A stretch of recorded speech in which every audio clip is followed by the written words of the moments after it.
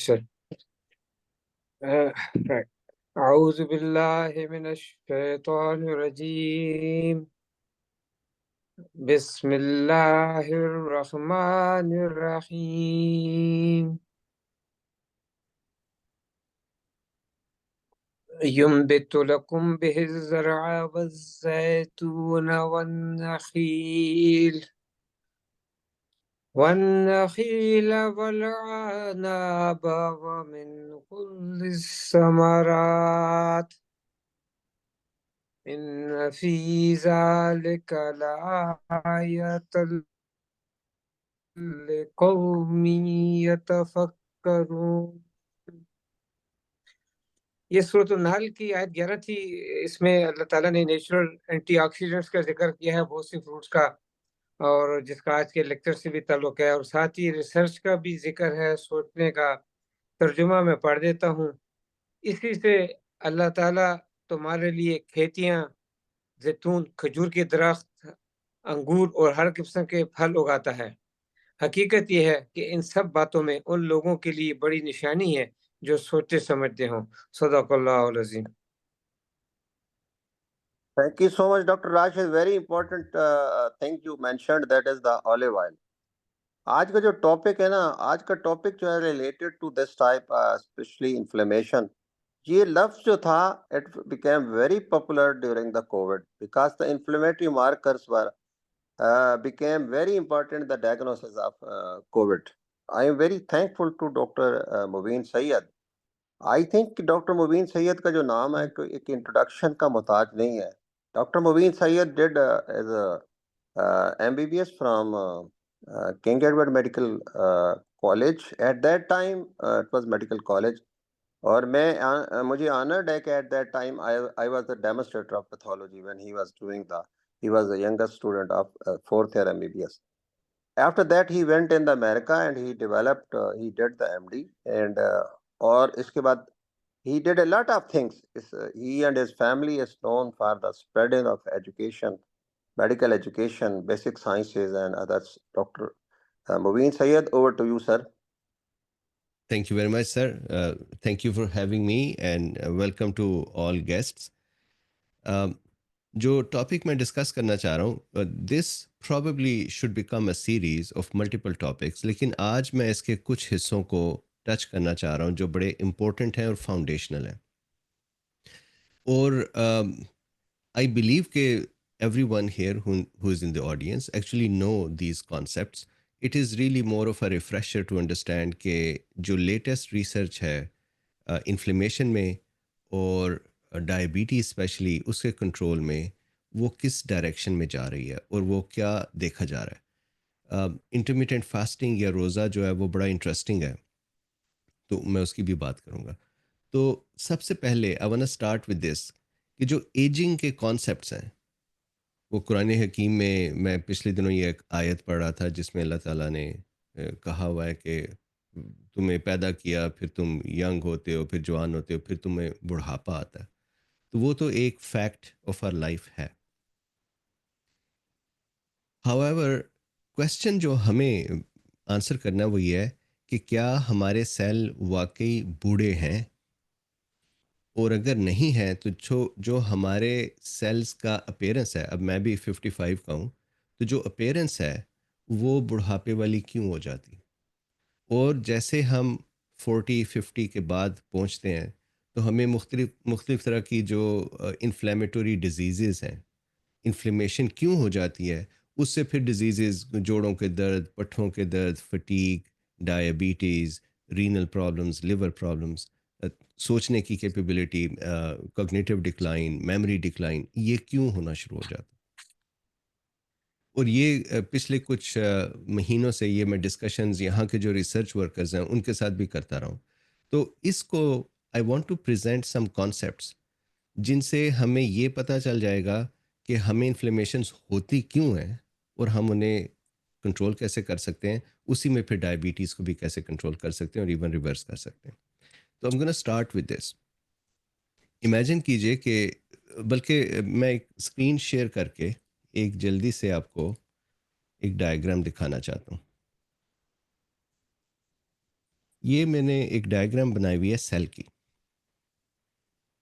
अगर आप किसी से भी पूछिए, इवन लिटरेचर में भी देखिए मेडिसिन के, तो उसमें जब एजिंग की बात होती है तो उसमें ये कहा जाता है कि as our cells age we develop following things. और वो हर एक सेल जो है, स्किन के सेल एज की है तो उसमें कुछ और मसला है, लिवर के सेल एज की है तो कुछ और है, पेंक्रियास से कुछ और है। जो मैं आपको प्रेजेंट करना चाह रहा हूँ, हमें पता है कि ब्रॉडली हमारे दो तरह के सेल्स हैं। एक वो हैं जो मुसलसल डिवाइड हो रहे हैं, जैसे immune system, blood cells, skin cells, GIT cells. और एक वो हैं जो स्टेबल हैं, which are arrested in non dividing state. जो स्टेबल सेल्स हैं वो तो रिप्लेनिश नहीं होते, वो नए नहीं बनते। और जो डिवाइडिंग सेल्स हैं वो हर वक्त नए बन रहे हैं। तो क्या हम ये अस्यूम कर सकते हैं कि जो स्टेबल सेल्स हैं वो पुराने होते जा रहे हैं, बूढ़े होते जा रहे हैं? तो here I have a cell. कोई भी सेल आप सोच लीजिए, लिवर का सेल सोच लें, पेंक्रियास का सोच लें, न्यूरॉन सोच लें। हमारे सेल के अंदर जो स्मूथ एंडोप्लाज्मिक रेटिकुलम है, उसका काम है to make phospholipids and other lipids, cholesterols etcetera. Phospholipids जो वो बनाता है स्मूथ एंडोप्लाज्मिक रेटिकुलम, वो मुसलसल उससे एग्जिट करते हैं and they become part of the cell membrane. इसी तरह से phospholipids go and become part of the other membranes within the cell, the organelle. Nucleus है, माइटोकॉन्ड्रिया है, रफ एंडोप्लाज्मिक रेटिकुलम है, राइबोसोम्स हैं, एंडोसोम्स हैं, गोल्गी apparatus है। All of those have membranes, not double layered but they have membranes. तो उनके जो phospholipids हैं दे आर कंटिन्यूसली रिप्लेनिश्ड। और एक सेल की पूरी जो मेम्ब्रेन है वो तकरीबन 15 दिन में मुकम्मल रिप्लेनिश हो जाती।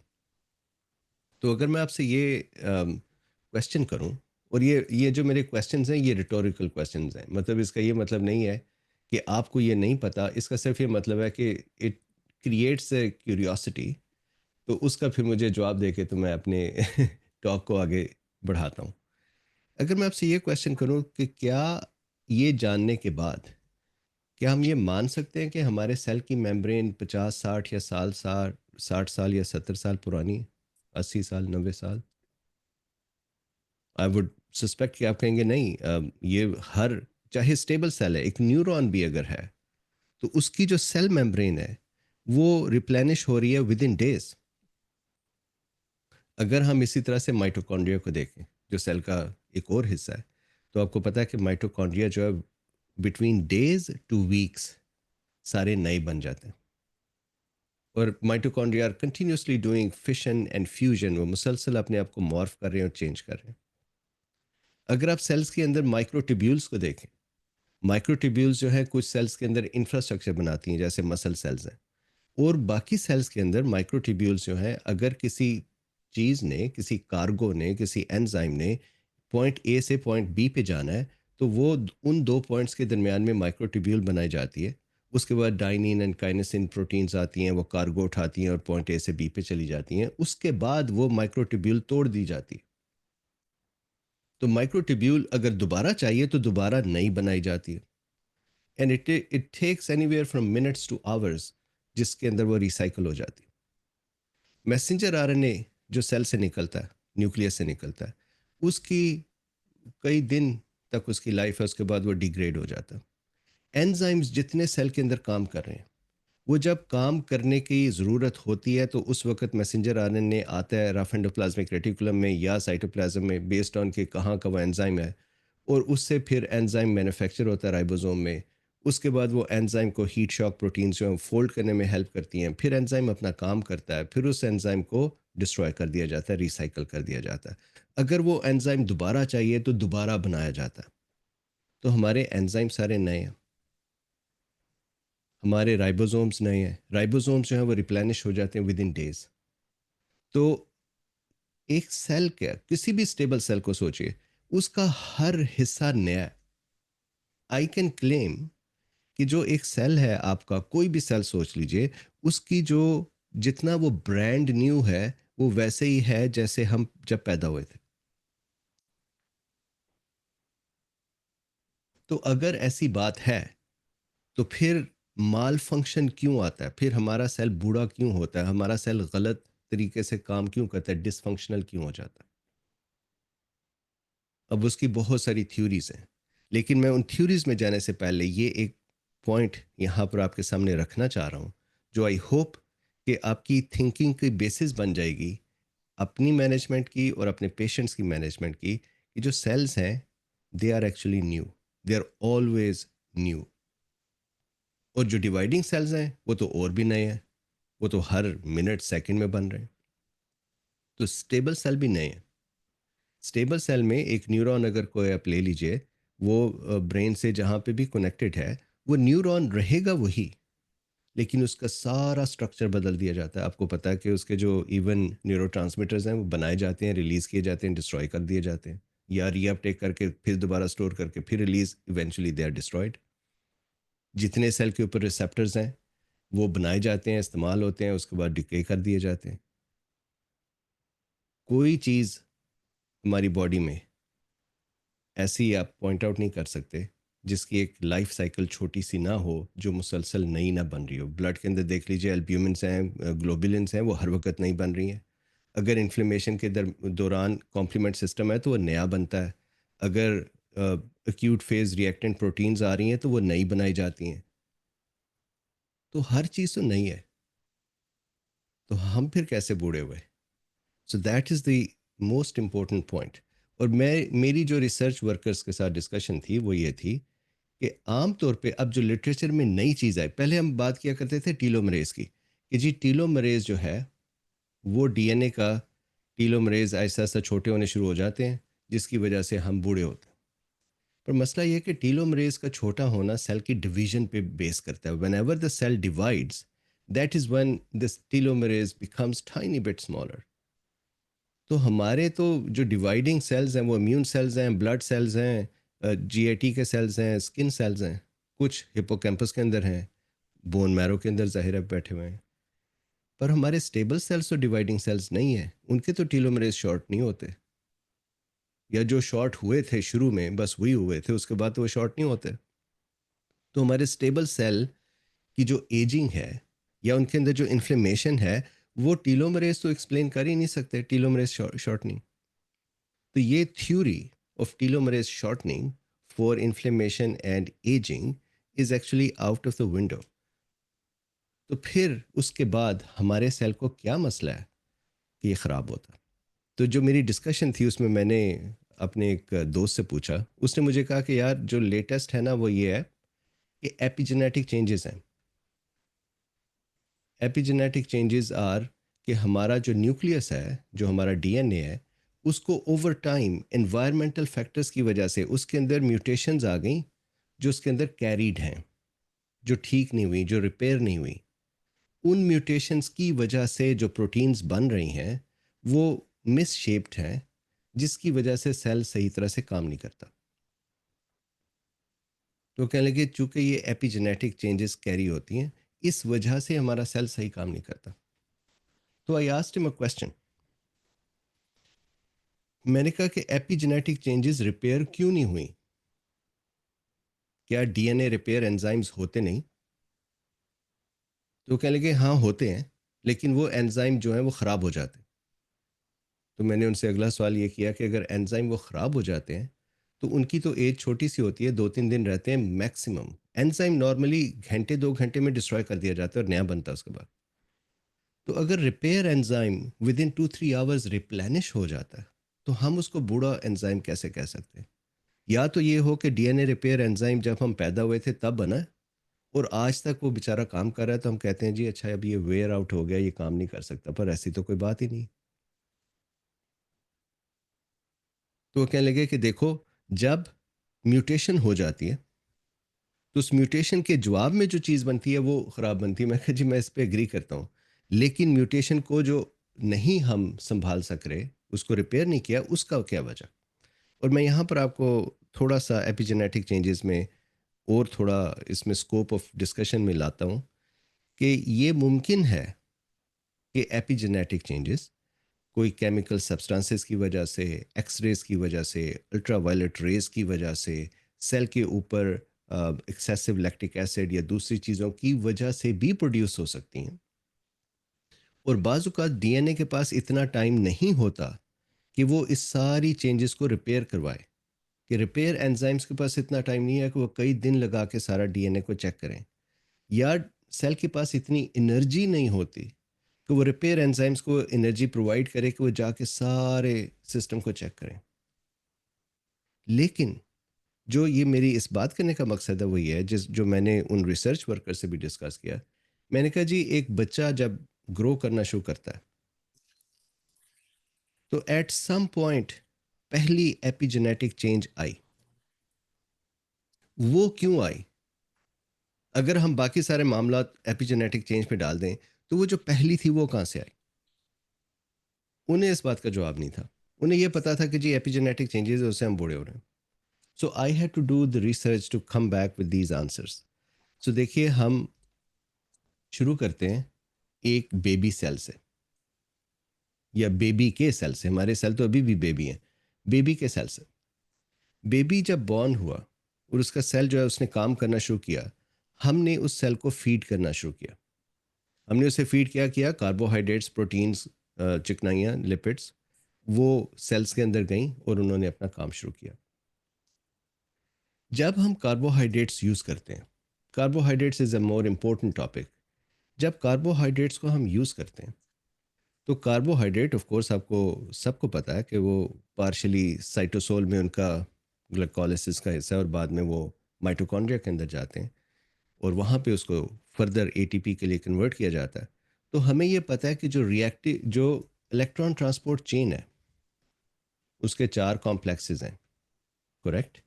मतलब ये वो चीज़ें जो हमें सबको पता है। मैं सिर्फ एक बड़ी इम्पोर्टेंट जो कॉन्सेप्ट है उसको यहाँ पे कनेक्ट करना चाह रहा हूँ।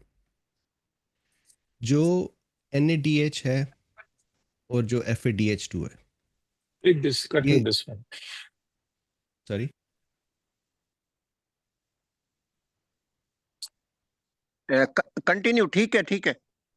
अच्छा, जो NADH है कॉम्प्लेक्स 1 और जो FADH2 है कॉम्प्लेक्स 2, उनके अंदर से होता यह है कि जब इलेक्ट्रॉन मूव कर रहे हैं इस चेन में तो इन से कुछ इलेक्ट्रॉन्स लीक होते हैं, एनर्जी लीक होती है।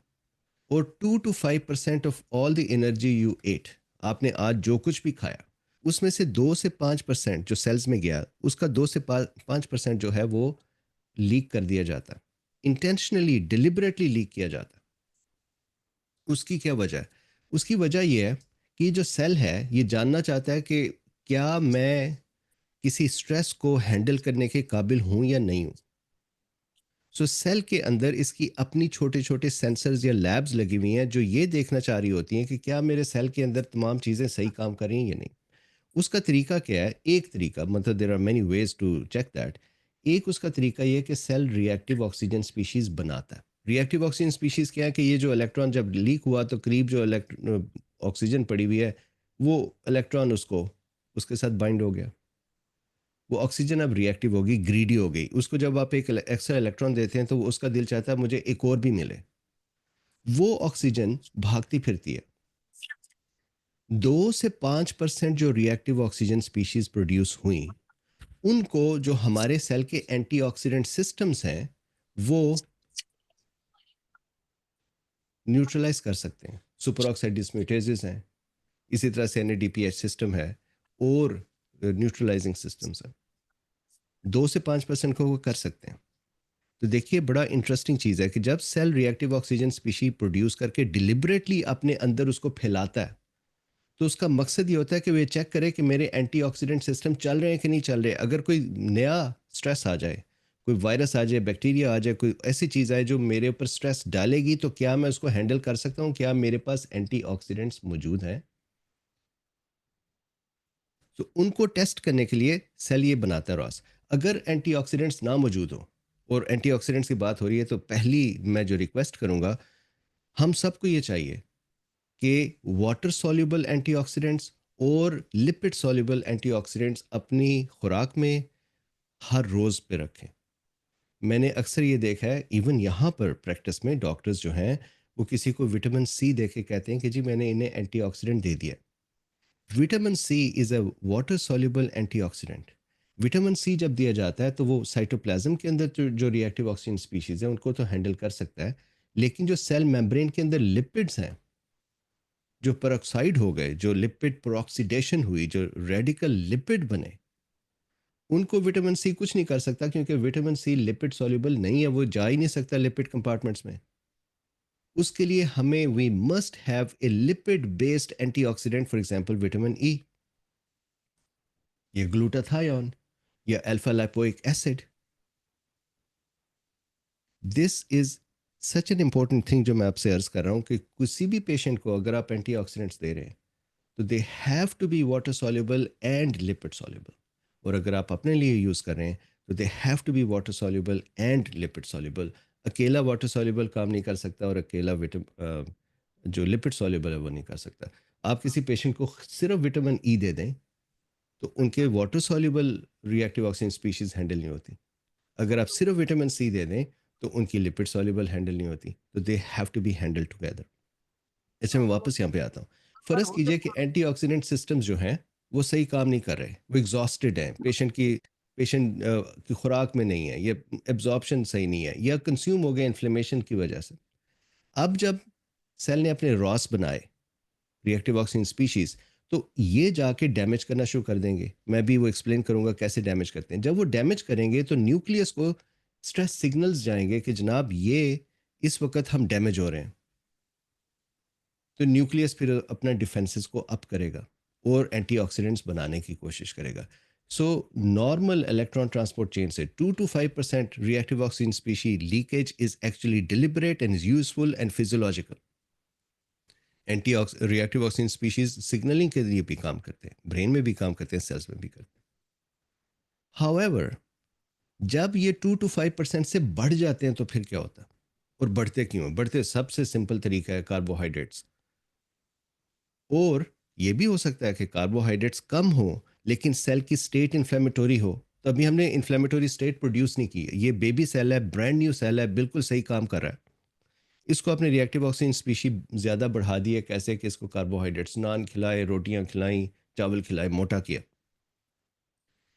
वो जो रिएक्टिव ऑक्सीजन स्पीशीज़ हैं वो ये करती हैं कि जाकर, तो अब वो चूँकि साइटोप्लाज्म में फिर रहे हैं, तो साइटोप्लाज्म में सेल के सारे फंक्शनल यूनिट्स पड़े हुए हैं, उसके अंदर एंजाइम्स पड़े हुए हैं, माइक्रोट्यूब्यूल्स पड़ी हुई हैं, गोल्गी ऑपरेटर्स, एंडोप्लाज्मिक रेटिकुलम, सारी चीज़ें पड़ी हुई हैं।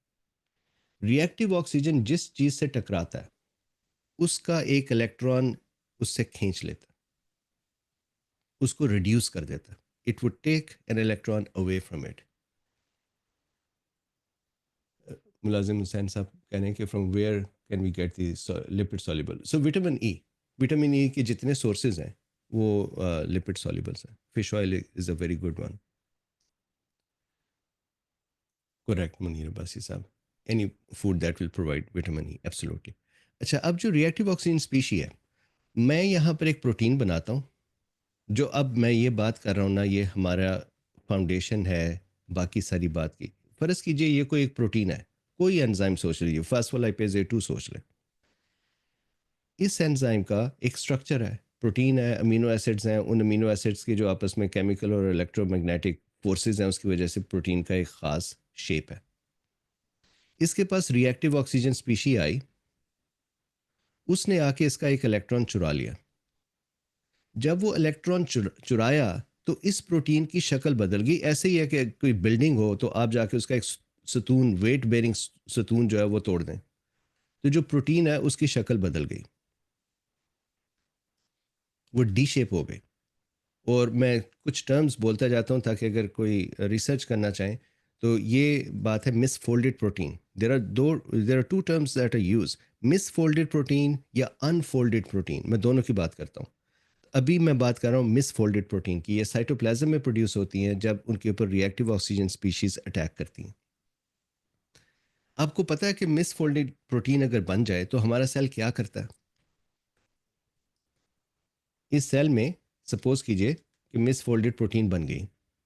अच्छा, एक और चीज़ भी जेहन में रखिए कि रिएक्टिव ऑक्सीजन स्पीशी ने जब इसका इलेक्ट्रॉन खा लिया तो वो खुद खुश हो गया, oxygen is fine now. On the other hand ये प्रोटीन अब मिसशेप हो गई। जब प्रोटीन मिसशेप हो जाती है तो हमारे सेल्स के अंदर प्रोटीन्स को मैनेज करने के लिए शेपरॉन प्रोटीन्स की एक कंप्लीट प्लेटफॉर्म है। जैसे हमारे लेट से कॉलेजेस, मेडिकल की बात हो रही है, कॉलेजेस या हॉस्पिटल्स में एडमिनिस्ट्रेशंस हैं और एक कंप्लीट प्लेटफॉर्म है एडमिनिस्ट्रेशन का जिसमें बहुत सारा स्टाफ है जो काम कर रहे हैं। सेल के अंदर प्रोटीन मैनेजमेंट की एक कंप्लीट हब है जिसको शेपरॉन प्रोटीन हब्स कहते हैं, जो कि प्रोटीन के पैदा होने से, उसकी यंग एज से उसकी डेथ तक उसको मैनेज करती है। अब ये प्रोटीन पैदा हुई थी, आपको पता है कि जब प्रोटीन पैदा होती है तो तब भी शेपरॉन प्रोटीन्स इसको हेल्प करते हैं। राइबोसोम में जब एमआरएनए ट्रांसलेट होता है तो उससे जो प्रोटीन बनती है वो प्रोटीन उठ के तो साइटोप्लाज्म में या एंडोप्लाज्मिक रेटिकुलम में गिर नहीं जाती कहीं पर, राइट? ये नहीं होता कि ये एंडोप्लाज्मिक रेटिकुलम है तो इसमें कहीं गिर गई है या साइटोप्लाज्म में कहीं गिर गई और अब बस आवारा फिर रही है। उस प्रोटीन को जब प्रोड्यूस किया जाता है तो हीट शॉक प्रोटीन्स उसके साथ लगी होती है राइबोसोम में, जिनके अंदर प्रोटीन को डाला जाता है। ऐसे समझ लीजिए इंक्यूबेटर लगा हुआ है जिसमें बेबी जो पैदा हुआ है वो सीधा उस इंक्यूबेटर में रखा जाता है। हीट शॉक प्रोटीन जो है इस बेबी प्रोटीन को टाइम देती है कि वो फोल्ड सही तरह से हो जाए, वो 3D शेप में आ जाए। तो इस हीट शॉक प्रोटीन के अंदर बैठ के तो बेबी प्रोटीन ऐसा ऐसा अपनी शेप को गेन करती है और 3D बन जाती है। जब 3D बन जाती है तो उसको निकाल दिया जाता है। अब वही प्रोटीन जो पैदा हुई थी अब वो बेचारी डैमेज हो गई। जब वो डैमेज हो गई है तो फिर दोबारा जो सेल करता है पहला प्रोसेस इसको ठीक करने का, वो ये कि इसके इर्द गिर्द हीट शॉक प्रोटीन बना देता है। या एक हीट शॉक प्रोटीन आती है HSP, नॉर्मली HSP 70 एंड 95 या 90। HSP 70 90 में से कोई प्रोटीन आएगी वो इसके इर्द गिर्द इसको उठा लेगी, इस डैमेज प्रोटीन को। And once again it would try to give it some time कि ये प्रोटीन दोबारा से करेक्टली फोल्ड हो जाए। ये मिसफोल्डेड प्रोटीन है, इसको चांस दिया जा रहा है कि तुम ठीक हो जाओ, तुम्हें रेस्ट करो, अपनी एनर्जी के स्ट्रक्चर्स को ठीक करो और करेक्टली फोल्ड हो जाओ।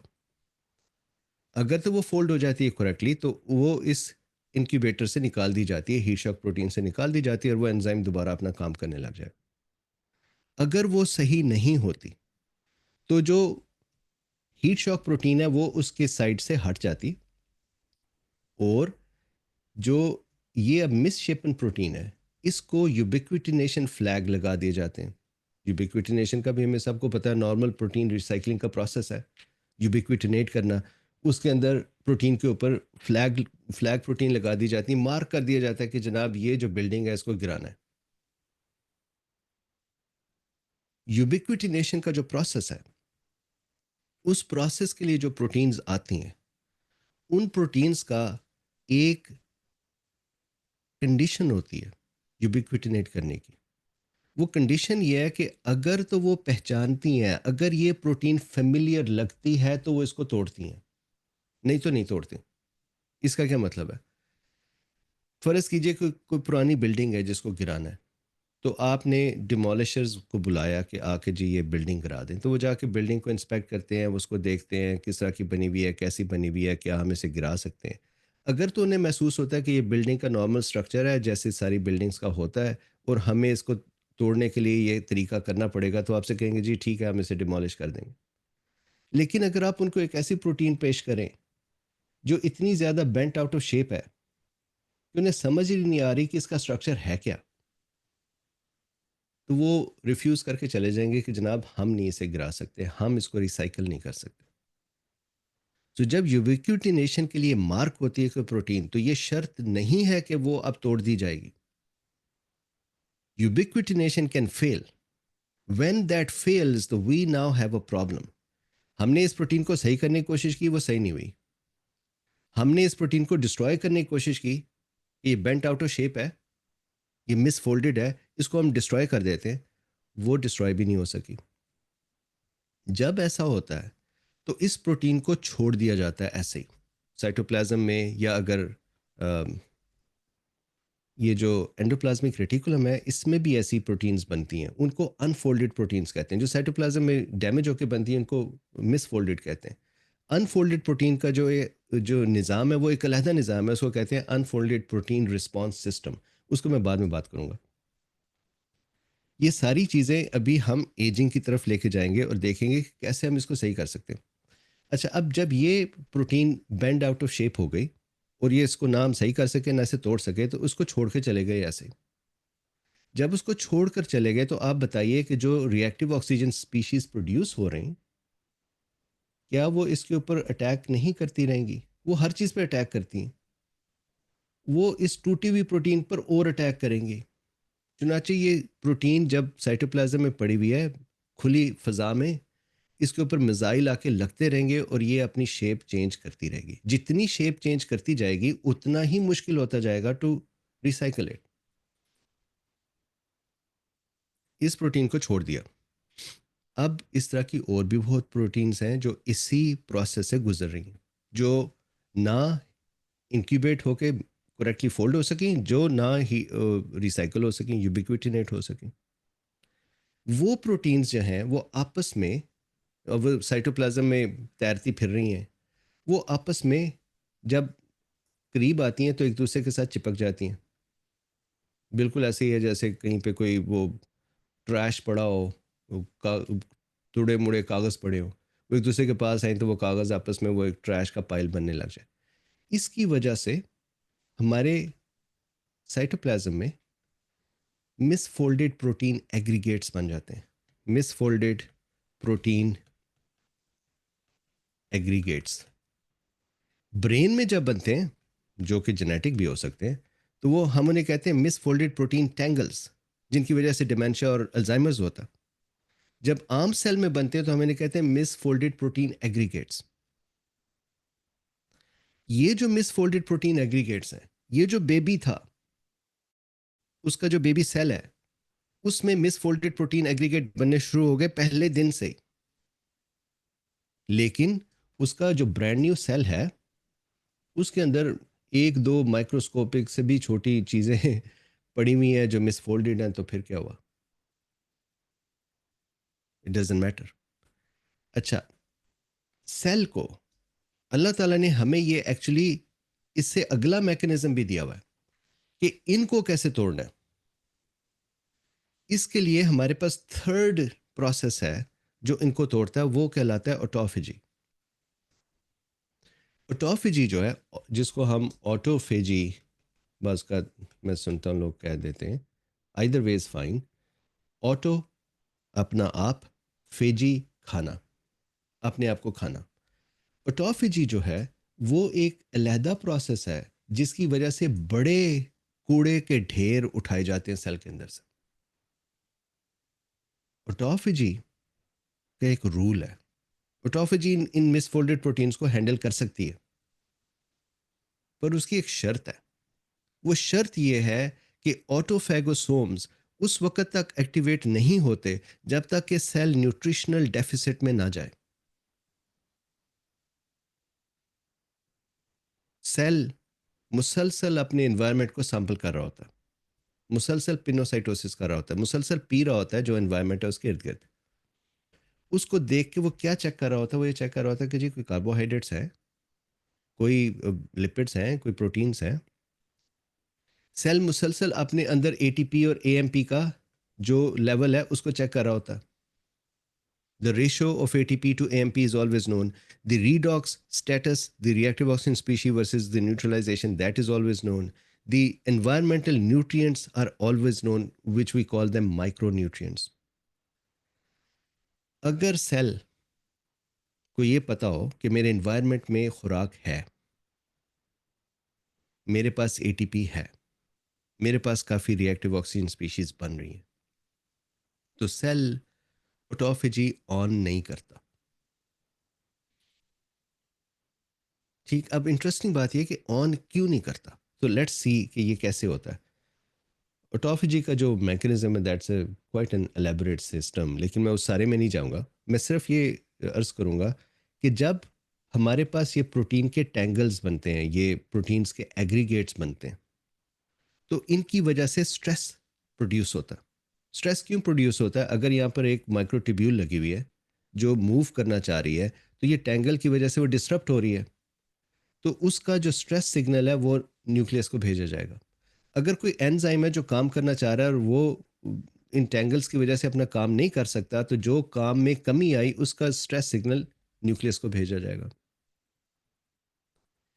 ये मैकेनिकल प्रॉब्लम है जो मिसफोल्डेड प्रोटीन एग्रीगेट्स हैं।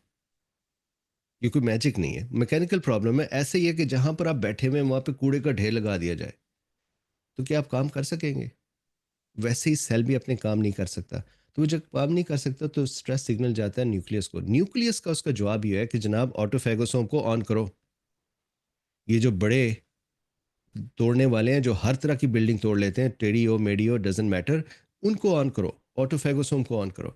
तो सेल जो न्यूक्लियस है वो उन एंजाइम्स को बनाना शुरू करवा देता है जो मिलके ऑटोफेगोसोम बनाते हैं। लेकिन मसला ये है कि हमारे सेल की सरफेस के ऊपर न्यूट्रिशनल चेक के जो रिसेप्टर्स लगे हुए हैं, जिनमें वो ग्रोथ हार्मोन के भी हैं और न्यूट्रिशन के भी हैं, सेल की सरफेस के ऊपर जितने एनाबॉलिक हार्मोनल रिसेप्टर्स हैं वो भी सारे इसमें काम करते हैं। इन रिसेप्टर्स के जो सेकंड मैसेंजर सिस्टम्स हैं वो ये करते हैं कि जो ये वाली प्रोटीन्स हैं, इन प्रोटीन्स को ब्लॉक करते हैं। तो न्यूक्लियस ने तो अपनी जॉब पूरी कर दी कि I am going to make the proteins that will make autophagosome. मैं ये स्ट्रेस जो आ रहा है इसको ख़त्म करने लगा हूं।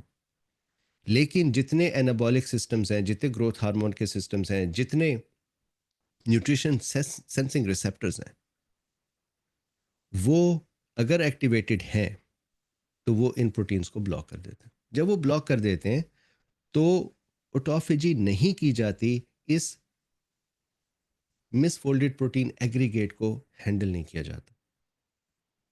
तो बच्चा शुरू में, पहले दिन से हम भी सारे बच्चे की एज से, तो सुबह दोपहर शाम खाना, फिर वही सारी उम्र खाना। और आजकल तो ये हो गया कि वो सुबह का ब्रेकफास्ट भी है, फिर दरमियान में कोई स्नैक भी है, फिर लंच भी है, फिर दोबारा स्नैक भी है, फिर डिनर भी है, फिर सोने से पहले भी कुछ है। हमारे पास फूड एम्पल हो गई और सस्ती हो गई और ख़राब हो गई। हमारी जो फूड है उसके अंदर बहुत सारी वो चीज़ें हैं जिनको यहाँ पे यूएस में हम कहते हैं फूड एजेंट्स हैं।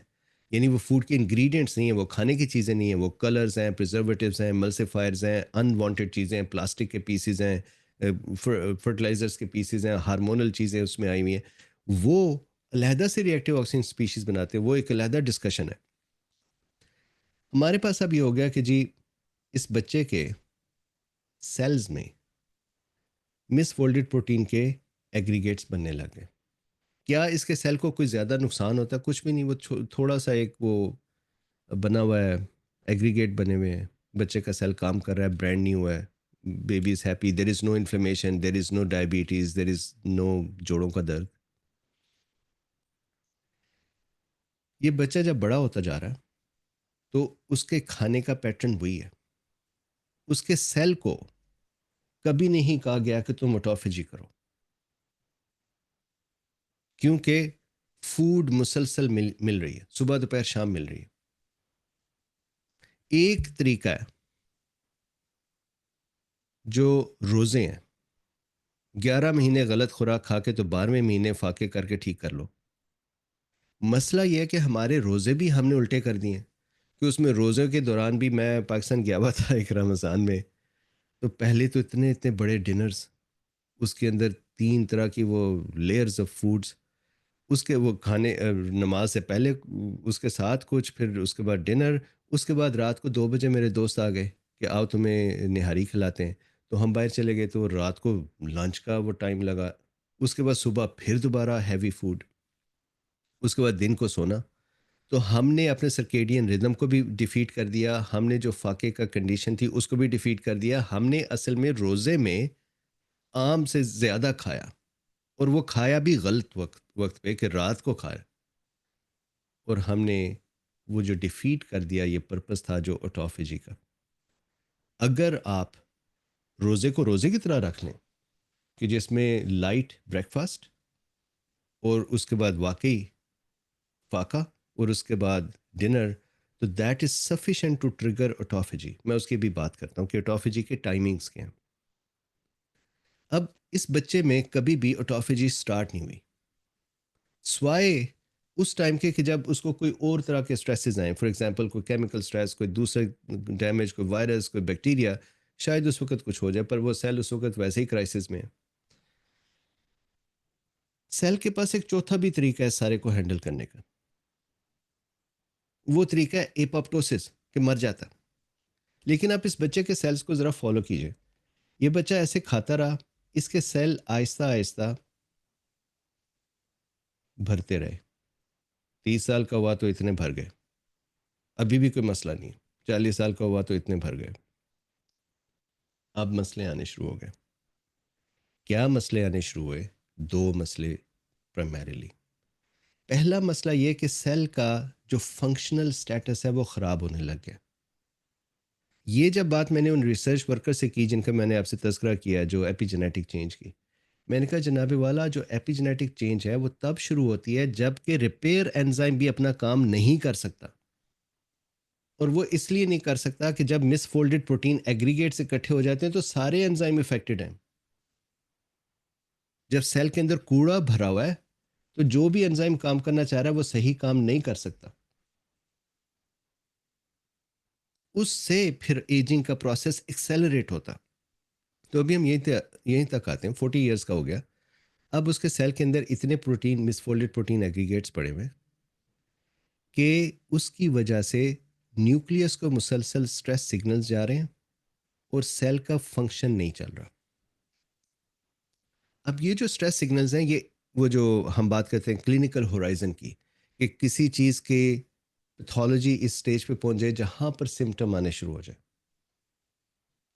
तो ये सेल के अंदर की पैथोलॉजी 30, 40, 50 डिपेंडिंग अपॉन पर्सन की जो फूड हैबिट्स हैं वो क्या है, एक्सरसाइज हैबिट्स क्या हैं, लाइफस्टाइल हैबिट्स क्या हैं। मैं एक जनरल 40 ईयर्स, अमेरिका में शायद इससे लेट होता है, 60 ईयर्स के ऊपर होगा। जब वो इतने ये फोल्डेड प्रोटीन्स इकट्ठी हुई, सेल में स्ट्रेस सिग्नल भेजे गए, सेल का फंक्शन खराब हुआ, तो स्ट्रेस सिग्नल के जवाब में न्यूक्लियस अब क्या करेगा? इसका अभी भी ये दिल चाहता है कि मैं ऑटोफेजी शुरू करूं, लेकिन उसको बाहर से खुराक मुसलसल आ रही है। आप सोचिए, हमें बचपन से लेके आज तक खुराक अल्लाह ताला देता है, मिलती है, हम खाते हैं, मुसलसल आ रही है, सारी जिंदगी आ रही है। न्यूक्लियस अब क्या करता है कि वो स्ट्रेस सिग्नल इतने ज्यादा हैं कि न्यूक्लियस कहता है कि अच्छा ठीक है, मैं अपने इंटरल्यूकिन्स और साइटोकिन्स के जो जो इन्फ्लेमेटरी मॉलिक्यूल्स हैं उनके जीन खोल देता हूं और मैं इन्फ्लेमेटरी मॉलिक्यूल्स रिलीज करना शुरू कर देता हूं। ये है जनाब स्टार्ट जिस्म में इन्फ्लेमेशन का। मेरे लिए हैरत की बात है कि जब भी हम यहाँ पर अमेरिकन प्रैक्टिस की बात कर रहा हूँ, हम जब भी किसी पेशेंट को, लेट से डायबिटीज़ का पेशेंट है या कोई वो जोड़ों के दर्द का पेशेंट है या रूमेटोलॉजी का कोई मसला है, तो हम उनको देते हैं एंटी इन्फ्लेमेटोरीज, ठीक, या डिजीज मॉडिफाइंग ड्रग्स। कभी किसी डॉक्टर ने ये नहीं कहा कि जनाब आपका सेल जो भरा हुआ है मिसफोल्डेड प्रोटीन से, हमें वो ठीक करनी है। क्योंकि देखिए, अगर सेल मिसफोल्डेड प्रोटीन से भरा रहे और इन्फ्लेमेटरी मॉलिक्यूल्स रिलीज करता रहे, जिसकी वजह से इम्यून सेल्स आएंगे और वो फर्दर एम्पलीफाई करेंगे इन्फ्लेमेशन को, आप एराकिडोनिक एसिड पाथवे को मॉडिफाई करते रहें विद एंटी इन्फ्लेमेटरी या पेन किलर दे दें, तो आप ये बताइए कि क्या ये पैथोलॉजी ठीक हो जाएगी? ये तो कभी ठीक नहीं होगी। जब ये ठीक नहीं होगी तो क्या इन्फ्लेमेशन का जो अगला नेक्स्ट स्टेज है उसमें क्या सेल्स को डैमेज होना नहीं शुरू होगा? मैं अब उसकी तरफ जाता हूं। जब एक सेल मुसलसल इन्फ्लेमेटरी स्टेट में है, देखिए ये this is a very important concept कि इन्फ्लेमेशन इसलिए नहीं हो रही कि हम बूढ़े हो गए। अगर आप इन्फ्लेमेशन का लिटरेचर पढ़ें तो उसमें they would tell you that as we get old our cells become old and they become inflamed. जैसे हम बात करते हैं ना डायबिटीज की डेफिनेशन की, it's a chronic progressive disease. दोनों बातें गलत। Diabetes is reversible if we understand this problem here. और मैं भी आपको स्टडीज दिखाऊंगा, केस स्टडीज दिखाऊंगा जिसमें रिवर्स की उन्होंने। Even type 2 insulin dependent diabetic of 20 years was able to quit their insulin within 5 to 18 days. अब ये जो सेल इन्फ्लेमेशन प्रोड्यूस कर रहा है ये तो करता जाएगा। अगर हम इसके ऊपर बैठ के जो इन्फ्लेमेशन के रिजल्ट्स हैं उनको कंट्रोल करते रहें, हम इसके ऊपर डायबिटीज़ को कंट्रोल करते रहें। देखिए डायबिटीज़ भी इन्फ्लेमेशन की वजह से। उसकी क्या वजह है? जब पेंक्रियाटिक बीटा सेल में, शायद वो स्टडी मुझे चाहिए था, मैं पहले खोल लेता। Pancreatic beta cell de differentiation,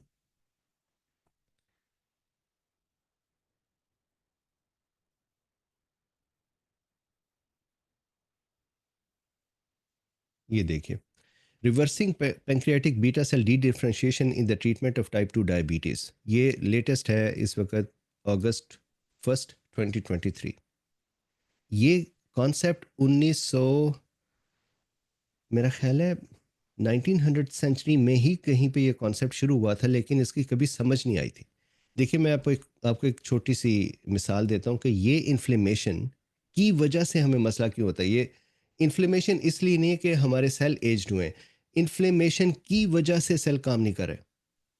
मैं आपको पेंक्रियाटिक बीटा सेल की एग्जांपल देता हूँ। ये जो स्टडी हमारे सामने पड़ी हुई है, इसमें उन्होंने कहा कि पेंक्रियाटिक बीटा सेल हमारी 2006 में स्टडी आई थी, जिसके ऊपर डायबिटीज़ का और पेंक्रियाज का जो ये कॉन्सेप्ट है कि जनाब जब पेंक्रियाज काम करता रहता है सारी उम्र तो उसके सेल जो हैं वो मरने शुरू हो जाते हैं, वो काम छोड़ना शुरू कर देते हैं, वो एग्जॉस्ट और बर्न आउट हो जाते हैं। फिर ऐसा ऐसा जब वो ज़्यादा बर्न आउट होते हैं तो हम इंसुलिन डिपेंडेंट हो जाते हैं। उसके बाद वो फर्दर बर्न आउट हो जाते हैं, वो बाकी सारे मसाइल इंसुलिन की वजह से और ग्लूको हाइपरग्लाइसीमिया की वजह से आने शुरू हो जाते हैं। उसका सबूत ये था कि अगर पेंक्रियाटिक टिश्यू को देखा जाए तो यंग एज में अगर हम उसको लेबल करें, उसके टिश्यू को, हम लोग या सारे डॉक्टर्स बैठे हुए सेल को लेबल कर सकते हैं, आप मार्क कर सकते हैं कि ये किस तरह का सेल है। तो बीटा सेल्स को अगर लेबल करें तो इमेजिन करें कि ये सारे बीटा सेल नजर आए एक यंग हेल्थी इंडिविजुअल में। जब वो डायबिटिक हुआ तो उसको दोबारा मार्क किया तो उसके अंदर बस थोड़े से ही कहीं पे बीटा सेल पड़े हुए थे। तो ये 2006 में स्टडी आई थी जिसमें उन्होंने कहा कि जनाब वाला जो बीटा सेल है वो गायब हो जाते हैं, वो मर जाते हैं। जिसकी वजह से जो मेडिसिन का जो ट्रेडिशनल मॉडल बन गया वो ये है कि जब बीटा सेल मर गए तो इंसुलिन तो अब देनी पड़ेगी। जो नई स्टडीज आ रही हैं वो ये दिखा रही हैं कि जब बीटा सेल पे स्ट्रेस आता है, वो किस तरह का स्ट्रेस है, glucotoxicity, glucolipotoxicity and food agents, ultra process food के अंदर जो ग्लाइकेटेड प्रोडक्ट्स हैं, जो मिस फोल्डेड प्रोटीन हम खाते हैं। देखिए किसी चीज को आपने डीप फ्राई किया, जब डीप फ्राई किया तो उस की प्रोटीन्स को मिसफोल्ड कर दिया और उसके अंदर मौजूद लिपिड्स को पेरोक्सिडाइज कर दिया। वो जब हमारी बॉडी में आती, जब हमारी जीआईटी को लगती हैं तो जीआईटी में इन्फ्लेमेशन करती हैं। उसके बाद जब इन्फ्लेमेशन करती हैं तो जीआईटी के एपिथेलियल सेल्स के दरमियान में डिस्टेंस बढ़ जाता है, जिससे फिर वो लीक होती हैं इनटू आवर ब्लड स्ट्रीम। जब वो ब्लड स्ट्रीम में जाती हैं तो वहाँ से सारी बॉडी में जाती हैं इंक्लूडिंग ब्रेन। और ये जो मिसफोल्डेड प्रोटीन जब इन्वायरमेंट में फिर रही हो तो इम्यून सिस्टम को बहुत बुरा लगता है और इम्यून सिस्टम रिस्पॉन्ड करता है। दूसरी बात यह है कि जो एज प्रोडक्ट्स हैं, एडवांस्ड ग्लाइकेशन एंड प्रोडक्ट्स, जो हमारी फ्राइड फूड्स और heated, super heated and super process food में मौजूद होती हैं, वो जब किसी सेल के ऊपर लग जाती हैं तो वो सेल अटैक होता है। सो अब फ़र्ज़ कीजिए कि ये बीटा सेल है इस बच्चे का और इसको मुसलसल ग्लूकोज आ रहा है, इसको लिपिड्स आ रहे हैं, ग्लूकोज इसका प्राइमरी सोर्स है। और ये रिएक्टिव ऑक्सीजन स्पीशीज बना रहा है। आपको पता है कि बीटा सेल के अंदर रिएक्टिव ऑक्सीजन स्पीशीज को हैंडल करने का मैकेनिज्म कम है। उसकी वजह क्या है कि reactive oxygen species act as a measure of how much glucose is present in the environment. Glucose को बीटा सेल डायरेक्टली मेजर नहीं करता, ग्लूकोज से एटीपी बनाता है और एटीपी से उसके दौरान में रॉस बनाता है। इन दोनों को मेजर करता है, जिससे से पता चलता है कि कितना ग्लूकोज एनवायरनमेंट में होगा और कितनी इंसुलिन बनानी है। जब इस सेल पे ये स्ट्रेस चलता रहता है तो दे फाउंड आउट कि ये सेल अपने प्रोजेनिटर सेल में कन्वर्ट हो जाता है, जो इसका पेरेंट सेल था जिससे ये सेल बना था। रिमेंबर कि हमारे पास स्टेम सेल्स हैं जो पेरेंट सेल्स हैं, फिर उनसे डिफ्रेंशिएट होके कोमिटेड सेल्स बनते हैं। तो ये बीटा सेल भी तो किसी पेरेंट सेल से बना था ना। वो जो पेरेंट सेल है, beta cell has the capability of becoming the progenitor again. और जब ये प्रोजेनिटर बन जाता है तो ये अपना इंसुलिन प्रोडक्शन को ख़त्म कर देता, ये अपने सरफेस मार्कर्स बदल लेता। ऐसे सेल को जब आप देखते हैं, ये था बीटा सेल, इसने प्रोजेनिटर सेल के मार्कर ले लिए, बीटा सेल के मार्कर लूज कर दिए, इंसुलिन का काम बंद कर दिया। इसको अगर आप मेजर करें तो ये तो नजर ही नहीं आएगा एज ए बीटा सेल। तो हम एज ए पैथोलॉजिस्ट या रिसर्च वर्कर कहेंगे कि जनाब बीटा सेल मर गया। वो असल में मरा नहीं है, वो वहीं पे बैठा हुआ, उसने काम छोड़ दिया। और ना सिर्फ काम छोड़ दिया, उसने अपना चेहरा बदल लिया, वो छुप गया। This is called beta cell de differentiation. यहां पर reversing pancreatic beta cell de differentiation in the treatment of type 2 diabetes mellitus. अगर ये स्टडी मैं जानता हूं तो इसके अंदर एक डायग्राम है जो बड़ी अच्छी सी है। ये इसमें अगर आप देखिए तो बीटा सेल जो है वो ट्रांस डिफ्रेंशिएट हो सकता है into non beta cell and then it can redifferentiate into beta cell. अगर आप उस पर स्ट्रेस डालेंगे वो भाग जाएगा और जाके कुछ और बन के बैठ जाएगा, और अगर आप स्ट्रेस उतार देंगे तो वो वापस काम करना शुरू कर देगा। ये जो कॉन्सेप्ट है, ये पता हमें था कि डी डिफ्रेंशिएट होते हैं, पर ख्याल ये था कि बीटा सेल मर जाते हैं। अब ये पता चला कि जी जब आप इसके ऊपर इन्फ्लेमेटरी स्ट्रेस डाली रखते हैं, जब इसके ऊपर रिएक्टिव ऑक्सीजन स्पीशीज बनाई रखते हैं, खाना खा अमेरिका में तो आपको पता है कि दुनिया की सबसे ज़्यादा ओबिसिटी है। यहाँ पे तो 7 मरतबा खाते हैं रोज़। ये खाने की चीज़ें हाथ से छूटती नहीं। एक चीज़ ख़त्म हुई तो अगली उठा लेते हैं, उससे अगली ख़त्म हुई तो अगली उठा लेते हैं। हम लोग जब काम करने जाते हैं वहाँ पे किचन्स में हर वक्त फूड पड़ी रहती है, और घरों से ला के फूड और बाहर से ला के फूड रखी जाती है कि लो जी किचन में फूड पड़ी है, जाओ खाओ। हर वक्त खा रहे होते हो। और ये कोक्स और इस तरह की चीज़ें जो मुसलसल शुगर एंड बैड थिंग्स। तो जब वो बीटा सेल के ऊपर ये स्ट्रेस पड़ता है तो वो हो गया डी डिफ्रेंशिएट। नई स्टडीज ये कह रही हैं कि अगर आप पेंक्रियास के ऊपर स्ट्रेस कम कर दें तो बीटा सेल रीडिफ्रेंशिएट्स। तो इसकी बेसिस पे क्या है? इन्फ्लेमेशन। तो जो मैं यहाँ पे प्रेजेंट करना चाह रहा था वो ये है कि बीटा सेल एक प्राइमरी डिजीज की तरह से नहीं हुए। हम डायबिटीज को ये नहीं कह सकते कि diabetes is a primary disease in itself that happened because of age. Instead, diabetes is a disease that happened because of the collection of the misfolded protein aggregates which could not be handled. जब वो handle नहीं हुए तो beta cell अभी भी मौजूद है। मैंने भी कुछ दिन पहले एक स्टडी पढ़ी है और पढ़ाई थी जिसमें वो रिसर्चर इस बात का जवाब दे रहा था कि बीटा सेल जो है, क्या अगर ठीक है रीडिफ्रेंशिएट हो जाते हैं, वो पेरेंट सेल बन के बैठ जाते हैं यहाँ पर, तो क्या मरते ज़्यादा हैं? अब 3 स्टेजेस हो गए ना, फंक्शनल बीटा सेल, मरे हुए बीटा सेल और डी डिफ्रेंशिएटेड बीटा सेल्स। तो क्वेश्चन ये है कि हो सकता है चलें कुछ 5-10% डी डिफ्रेंशिएट हो गए, बाकी 50% मर गए, क्या ये होता है? तो दे फाउंड आउट कि D differentiated was 70% of the beta cells and only 20-30% were dying. तो कहने लगे जनाब ये जो 70% है ना, आप इनको दोबारा से काम पे लाएं तो दे वुड स्टार्ट वर्किंग।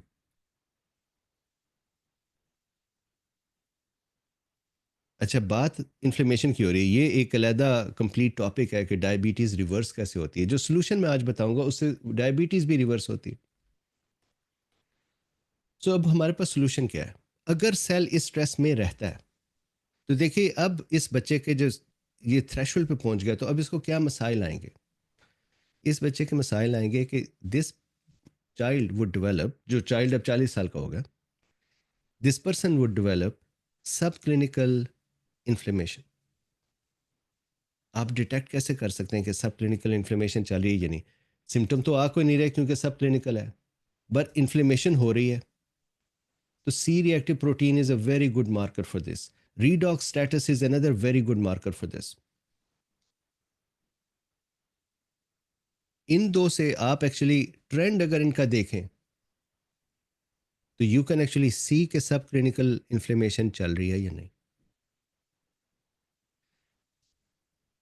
अच्छा, अब 40 साल का है, अभी कोई सिम्टम नहीं आए, इन्फ्लेमेशन में वो सेल इतना भर गया है कि वो इन्फ्लेमेटरी मॉलिक्यूल्स को रिलीज कर रहा है। इवेंचुअली क्या होगा कि ये सेल और भरता जाएगा। इस बच्चे ने खाना पीना तो बंद नहीं किया, इन्फ्लेमेटरी मॉलिक्यूल बढ़ते जाएंगे, इम्यून सेल जो है वो रिएक्ट करते रहेंगे उसके करीब, because the cell is giving them signals to work. Eventually क्या होगा कि अब सेल अपनी दूसरी स्टेज पे जाएगा रिएक्शन के।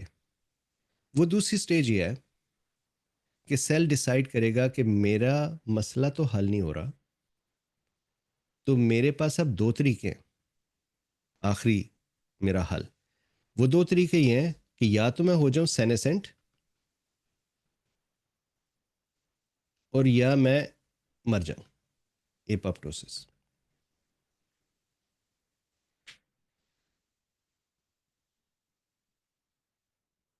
मालिका says is there any specific test method to check? देखिए जो फंक्शनल बीटा सेल है, सबसे पहले तो आप ग्लूकोज को देखें ना, नंबर वन।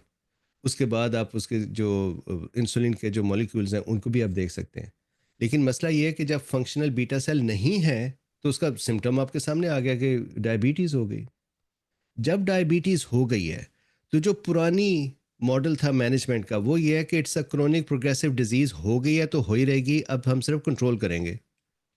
जो नया मॉडल है वो कहता है कि जनाब ये बीटा सेल तो 70% तो अभी भी बैठे हुए हैं, मरे नहीं हैं, आप इनके ऊपर से स्ट्रेस उतार लें तो ये ठीक हो जाते हैं। मैं आपको एक और मिसाल देता हूँ कि कैसे ठीक होना। ये तो डी डिफ्रेंशिएशन की यहाँ पे एक स्टडी है ना, बैरिएट्रिक सर्जरी जो की जाती है मॉर्बिडली ओबीज लोगों में। देखिए एक और कॉन्सेप्ट जो बीटा सेल का, दो इस वक्त चीज़ें इकट्ठी हुई हुई हैं, diabetes and inflammation and ageing, तो मैं दोनों को हैंडल करता हूँ। देखिए ये जो कॉन्सेप्ट है कि वेट लॉस करने से भी जो जो फैट्स हैं, हम ये भी ब्लेम करते हैं कि फैट्स जो है वो लेप्टिन्स प्रोड्यूस करती हैं और वो इन्फ्लेमेटरी मॉलिक्यूल्स प्रोड्यूस करती हैं फैट सेल्स, जिसकी वजह से जिस्म में हर वक्त इन्फ्लेमेशन हुई रहती है, जिसकी वजह से जिस्म को नुकसान होता है। और बहुत सारी स्टडीज़ हैं, मैंने अभी रिसेंटली ऑक्सफोर्ड की स्टडी मैंने एक सेशन किया था जिसमें मैंने डायबिटीज़ को रिवर्स करने के सारे तरीके जो मुख्तलिफ हैं वो दिखाए हुए थे। तो उसमें से एक मैंने स्टडी प्रेजेंट की ऑक्सफोर्ड की, जिसमें उस स्टडी का नाम है डायरेक्ट स्टडी। उस स्टडी में उन्होंने ये किया कि लोगों को एक साल में 15 किलोग्राम वेट कम करवाया जो डायबिटिक थे और ओवरवेट थे। तो जिन लोगों ने 15 किलोग्राम वेट लूज किया, 86% of them had remission in their diabetes. तो ये बात ठीक है कि फैट की वजह से नुकसान हो सकता है, फैट कम की तो बेहतर हो गया।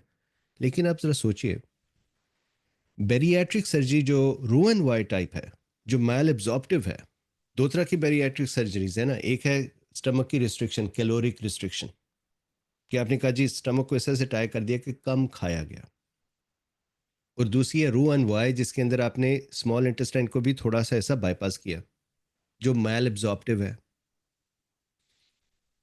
मैल एब्जॉर्प्टिव बेरियाट्रिक सर्जरी की जो स्टडीज हैं वो दिखाती हैं कि with in few days, sorry with in few weeks, type 2 insulin dependent diabetes mellitus reverse हो जाती। अब आप सोचिए, मॉर्बिडली ओबीज था, यानी ऐसा शख्स, मर्द औरत, इतना ओबीस कि लाइफ थ्रेटनिंग थी। तो आप सोचिए उसके पास कितनी फैट्स होंगी, और अगर फैट्स की वजह से डायबिटीज होती है तो उसकी डायबिटीज जब तक फैट्स जाएंगी नहीं वो तो ठीक नहीं हो सकती। उसको रूएन वाई किया और 3-4 वीक के अंदर diabetes, insulin dependent diabetes, insulin रुक गई, उसकी नीड खत्म हो गई। तो भाई वो फैट तो अभी भी वही मौजूद है।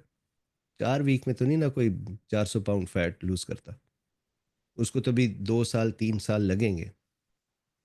तो 4 वीक में कैसे रिवर्स हो गया?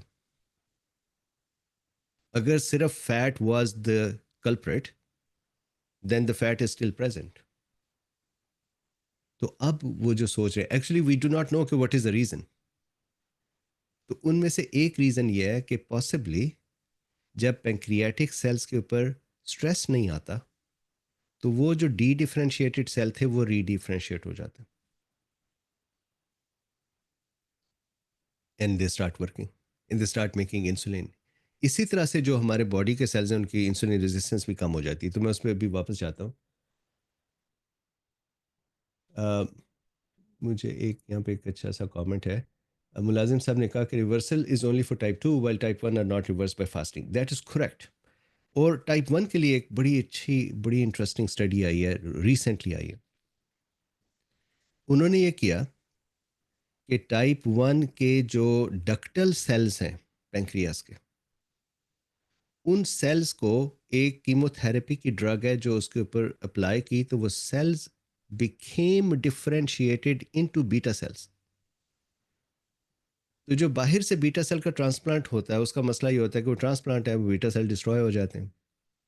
चाइना से भी पिछले साल एक स्टडी आई थी जिसमें उन्होंने उसी शख्स के सेल लिए, उनको स्टेम सेल में कन्वर्ट किया, फिर दोबारा बीटा सेल में कन्वर्ट किया, but that's a very expensive and a long procedure. ये स्टडी आई है यूएस से। उसमें उन्होंने कहा जी आप इसको कीमोथेरेपी की ड्रग देते हैं तो वो ductal cell start working as a beta cell. और इंटरेस्टिंगली टाइप 1 के अंदर चूंकि ऑटोइम्यून इशू होता है, तो जब डक्टल सेल के ऊपर आप उसे इंसुलिन बनाने का कहते हैं तो वो बीटा सेल के मार्कर्स वाला नहीं होता, उसको इम्यून सेल अटैक नहीं करता।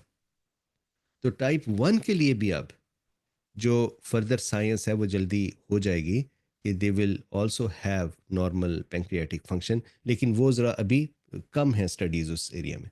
अच्छा, मैं वापस जाता हूँ यहाँ पर जो हम अपनी बेसिक डिस्कशन कर रहे हैं। सेल के पास अब दो रास्ते हैं। एक रास्ता है कि एपोप्टोसिस कर ले, जो सेल के अंदर ये ट्रैश इकट्ठा हुआ है, इसका स्ट्रेस सिग्नल बहुत ज़्यादा हो गया है, अब सेल के पास रास्ता है कि मैं मर जाऊँ। देखिए, सेल पॉसिबल है कि एपोप्टोसिस ना कर सके। सेल एपोप्टोसिस क्यों ना कर सके? कि जब सेल कोशिश करता है कि मैं एपोप्टोटिक प्रोटीन्स को एपोप्टोसिस भी तो एक प्रोसेस है ना, जिसमें प्रोटीन्स एक्टिवेट होती हैं, यूबिक्विटिनेशन के सिस्टम एक्टिवेट होते हैं, वो प्रोटीन्स को मार करती हैं फॉर डिस्ट्रक्शन। प्रोटीन्स को इतना डिस्ट्रॉय किया जाता है और सेल को इतना डिस्ट्रॉय किया जाता है कि सेल मर जाता है। तो अगर एपोप्टोटिक प्रोटीन्स भी काम ना कर सकें तो ये सेल तो मरता भी नहीं। अब ये सेल मर भी नहीं रहा और ये मुसलसल इन्फ्लेमेशन भी पैदा कर रहा है। तो एक बड़ा अहम नुक्ता जो मैं आई वुड रिक्वेस्ट कि हम ना भूलें वो ये है कि एज के साथ इन्फ्लेमेशन एक ऑटोमेटिक गिवन प्रोसेस नहीं है। एज के साथ सेल के अंदर मिसफोल्डेड प्रोटीन एग्रीगेट्स का भरना इज द प्रॉब्लम, जिससे सेल्स हमारे इन्फ्लेमेशन प्रोड्यूस करते हैं, जिससे हमें डायबिटीज़ होती है, जिससे हमारे जोड़ों के दर्द होते हैं, जिससे हमें फटीक होती है, जिससे हमें न्यूरोलॉजिकल प्रॉब्लम्स आती हैं। अब सेल ने कहा कि जी मैं मर जाता हूँ, वो मर नहीं सका। उसका फिर आखिरी स्टेज है, अगर वो मर ना सके तो वो सेनेसेंट हो जाता। सेनेसेंट का मतलब है बूढ़ा सेल।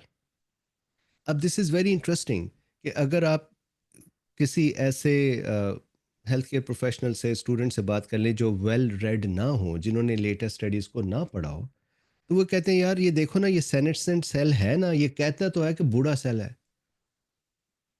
असल में सेनेसेंट सेल का नाम ये है कि ये बूढ़ा सेल है, पर senescent cell is a cell जो था तो यंग ही, 14-15 दिन का ही था, भरा हुआ है ये ट्रैश से, और एपोप्टोसिस नहीं कर सक रहा, तो वो इन्फ्लेमेटरी मॉलिक्यूल बनाने शुरू कर देता है, ख़ास तरह के, which are called senescent associated protein, SAP. SAP proteins जब बनती हैं तो उससे इन्फ्लेमेशन साइड वाले सेल्स में भी और इम्यून सेल्स को बहुत ज़्यादा वो एक्टिवेट करता है। फ़र्ज़ करते हैं कि जी जो एपोप्टोसिस की उसने कोशिश की तो सेल सक्सेसफुल हो गया, मर गया, तो अब आप बताइए कि हमें क्या फ़ायदा है कि कोई लिवर सेल मर जाए, कोई पेंक्रियाटिक सेल मर जाए, कोई जीआईटी का सेल मर जाए, कोई न्यूरॉन मर जाए, कोई मसल का सेल मर जाए, हमें उसका क्या फ़ायदा? वो जो मरा है बेशक कि ग्रेसफुली मर गया एपोप्टोटिक करके, एपोप्टोसिस करके, लेकिन हमें तो नुकसान पहुंचा गया ना, एक सेल गया। और अगर वो सेनेसेंट हो गया तो भी हम मुश्किल में हैं।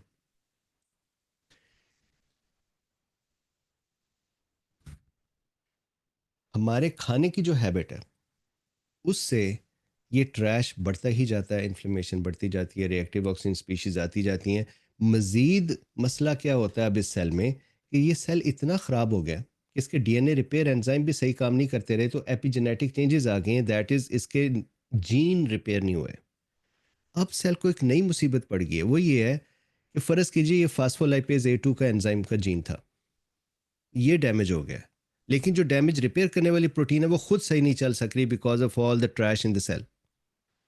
तो जब ये डैमेज है तो ये जो प्रोटीन बनवाएगा वो हो सकता है protein by birth he damaged हो, क्योंकि उसका जीन खराब है। तो अब जो बेचारी नई प्रोटीन्स बन रही हैं वो भी डैमेज्ड ही आ रही हैं, तो फिर इसका हल क्या है? इससे इन्फ्लेमेशन होती है, ये हमारी बेसिस हैं इन्फ्लेमेशन की, क्रोनिक इन्फ्लेमेशन की।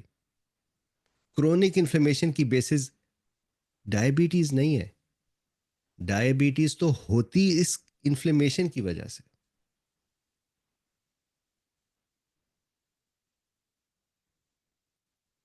क्रोनिक इन्फ्लेमेशन की और भी रीजंस हैं। फॉर एग्जांपल ऑटोइम्यून डिजीजेज में जब हमारा इम्यून सिस्टम डिसरेगुलेट हो जाता है, जब हमारे मेमोरी बी सेल्स और टी सेल्स जाके बोन मैरो में बैठ जाते हैं और मुसलसल एक्टिवेटेड होते हैं अगेंस्ट सम बॉडी टिश्यू, तो उसमें इन्फ्लेमेशन का कोई कसूर नहीं है। वो उस तरह की ऑटोइम्यून डिजीज तो बच्चों में भी हो जाती है, मैं उनकी बात नहीं कर रहा।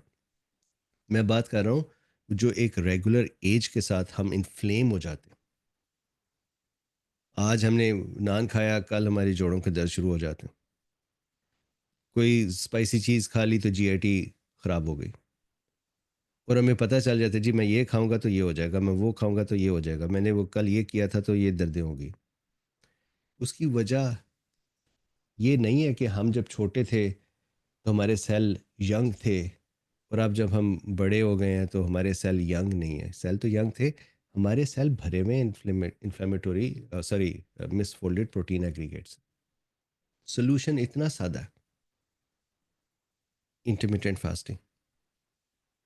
और सिंपली सोल्यूशन ये है, सबसे पहले तो जो मज़ीद हम रिएक्टिव ऑक्सीजन स्पीशीज़ ला रहे हैं उनको बंद कर दिया जाए, कार्बोहाइड्रेट्स कम कर दिए जाए। नंबर टू, जो मिसफोल्डेड प्रोटीन एग्रीगेट्स हैं उनको क्लीन करने का मौका दिया जाए। तो क्या उसका सिंपल सा तरीका है? उसका सिंपल सा तरीका है इंटरमिटेंट फास्टिंग। अब मैं आपको दिखाता हूँ, ये स्टडी मैं अक्सर दिखाया करता हूँ। This is therapeutic use of intermittent fasting for people with type 2 diabetes as an alternative to insulin. मैं हैरान होता हूँ कि एक बड़ी इस्लामिक सी चीज़ है रोज़ा, और उसका जो फ़ायदा है और जो साइंटिफिक फ़ायदा है वो हमें नहीं पता, वो इन्हें पता।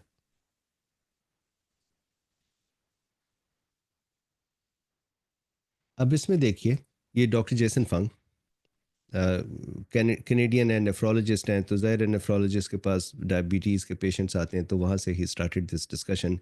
यूट्यूब का चैनल है, he is quite a speaker as well. इस स्टडी में जेसन फंग एंड टीम ने, केस स्टडी है, ये केस सीरीज़ है, इसमें इन्होंने लिए 3 पेशेंट्स। अब ज़रा पेशेंट्स के प्रोफाइल देखिए, ये 3 पेशेंट्स हैं।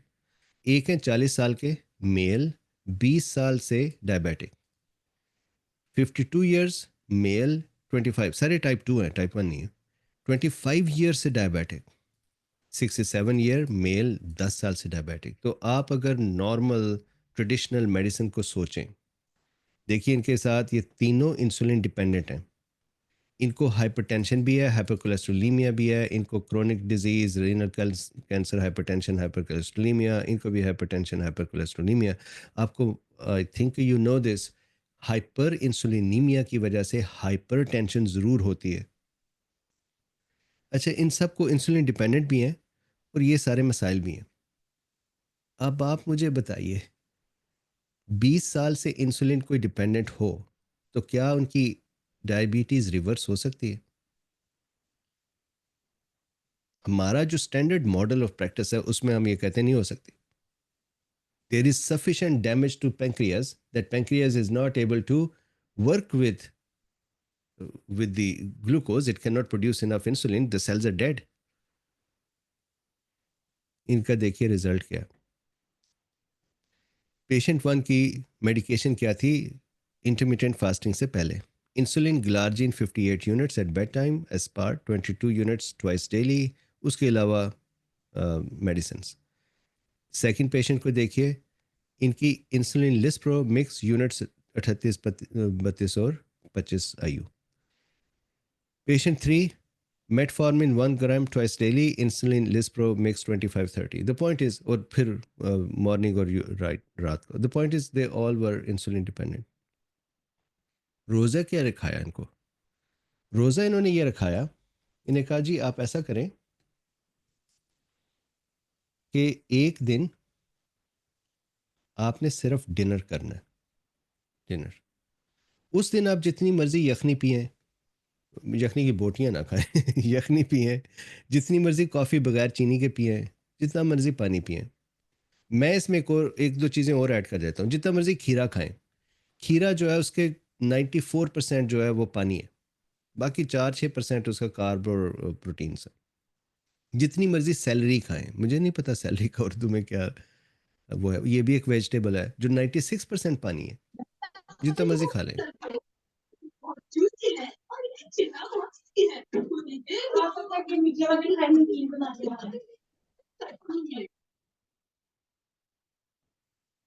अच्छा एक दिन उन्होंने कहा जी आप डिनर खाएं, अगले दिन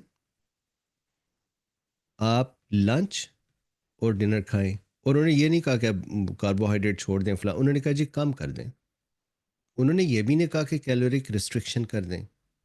ये जो idea of the caloric restriction to reduce the weight loss, to do to reverse the diabetes और control the diabetes is a very different and older idea. Weight loss अच्छी बात है, जो असल आइडिया, जो असल चीज़ होने वाली है, आप बताइए कि अगर किसी के सेल के अंदर मिसफोल्डेड प्रोटीन एग्रीगेट्स इकट्ठे हुए हैं, हम उसकी इन्फ्लेमेशन की एंटी इन्फ्लेमेटोरी देते जाएं और डायबिटीज़ की, उसको डायबिटीज़ का कंट्रोल देते जाएं, तो जब तक ये आग ठीक नहीं होगी क्या वो ठीक हो सकते हैं? तो अगर हम यहाँ पे जाएं तो लंच में उन्होंने जो हमारा है ना वेट लॉस या कैलोरिक रिस्ट्रिक्शन, वो टारगेट करता है उसको लिपिड्स को। हमें तो टारगेट करना है सेल के अंदर पड़े हुए ट्रैश को। फैटी एसिड्स की बात ही नहीं हो रही। वो पीपीआर गामा के जो रिसेप्टर्स का जो माल फंक्शन है वो फाइन, और वो बेरियाट्रिक सर्जरी में तो तब भी फ्री फैटी एसिड वैसे ही फिर रहे होते हैं, ज़्यादा फिर रहे होते हैं, तो तब तो पीपीआर गामा को कुछ नहीं होता। लंच और डिनर, फिर उससे अगले दिन दोबारा डिनर, ना ब्रेकफास्ट ना लंच, जितनी मर्जी यखनी लें कॉफ़ी लें, और इस तरह से अल्टरनेट करवाया उन्होंने। इनमें से एक पेशेंट, एक फाका, ये था फास्ट, ये फास्ट, और let's say Monday, Tuesday, Wednesday, Thursday, Friday. दो पेशेंट्स थे जो अल्टरनेट करते रहे। एक पेशेंट ने कहा जी मैं इतने रोज़े नहीं रख सकता, मैं सिर्फ रोज़े रखूँगा 1, 2 और 3, मैं ये चौथा रोज़ा नहीं रखूँगा, इस दिन मैं नॉर्मल खाऊँगा। ये उन्होंने खिलाया। अब इनका रिज़ल्ट देखिए।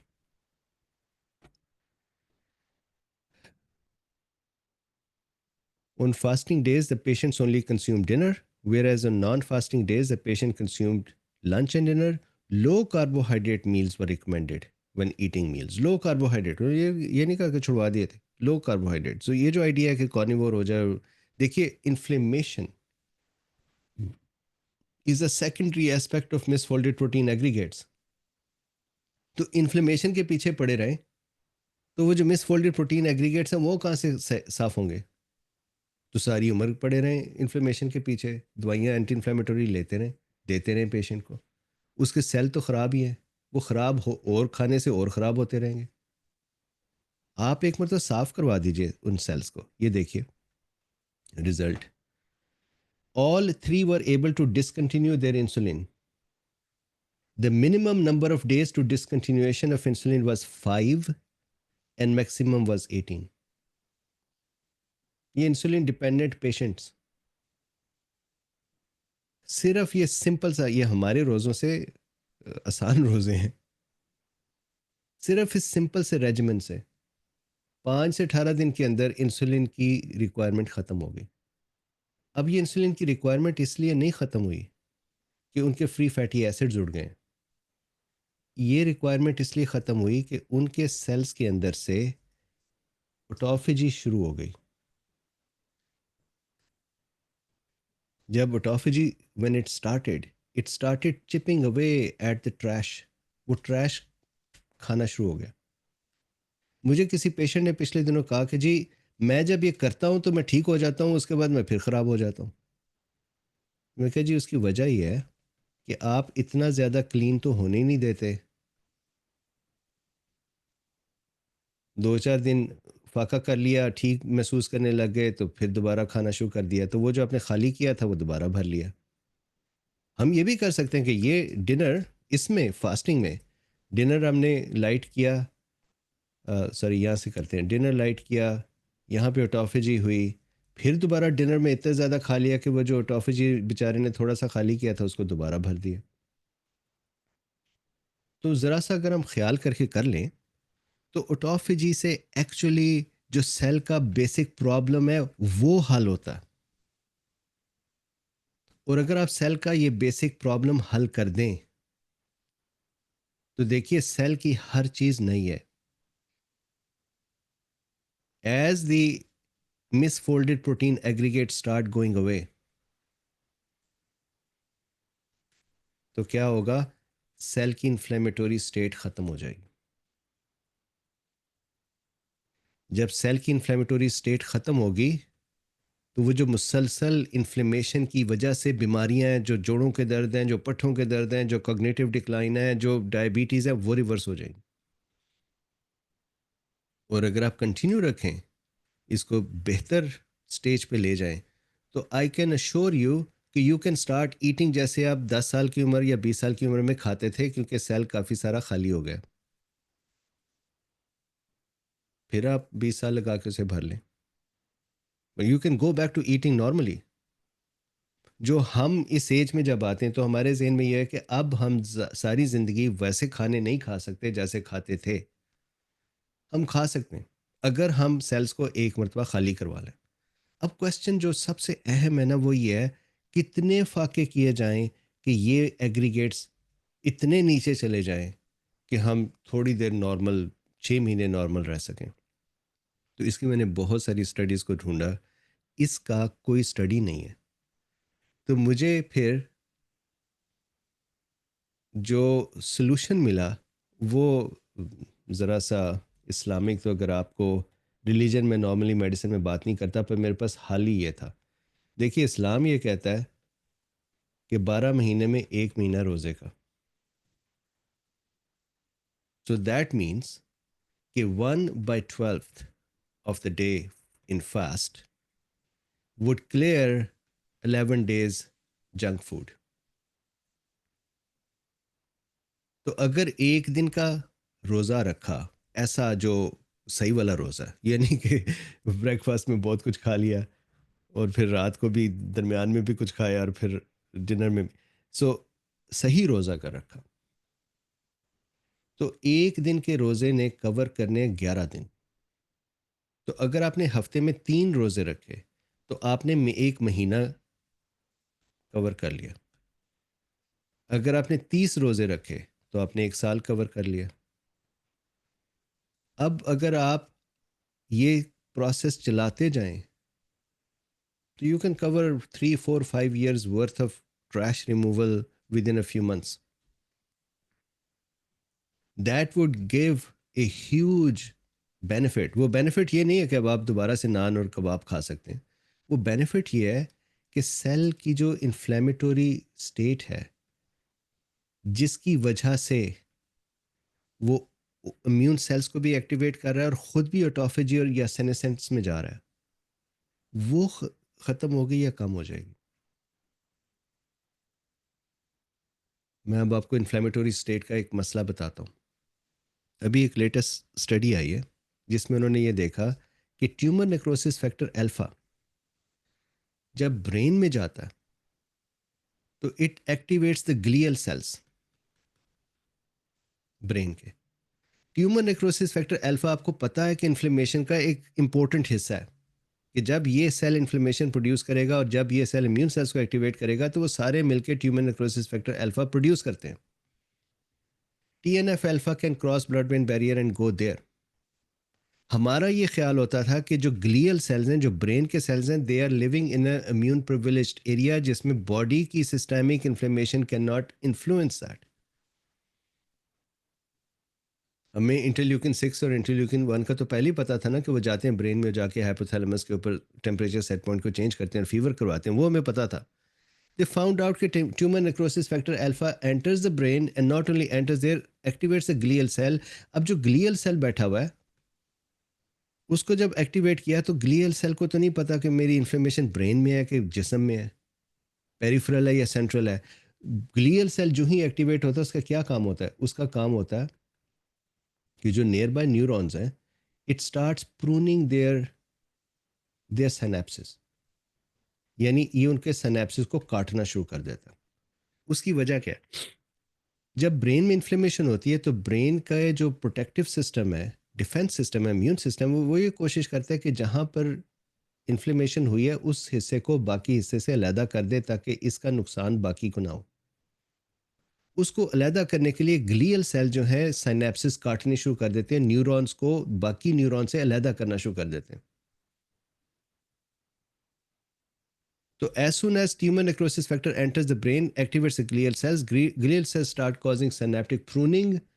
अब ये तो अननेसेसरी प्रूनिंग थी ना, ब्रेन में तो इन्फ्लेमेशन थी कोई नहीं, ये तो TNF अल्फा तो बाहर से आया। तो ब्रेन की जब प्रूनिंग शुरू होती है तो हमारा कॉग्निटिव डिक्लाइन भी आता है, हमारे मेमोरी डेफिसिट्स भी आते हैं, हमारे सारे वो recall issues, processing issues, word finding, forgetting कि मैं क्या करने किस कमरे में गया था, दैट ऑल स्टार्ट्स हैपनिंग।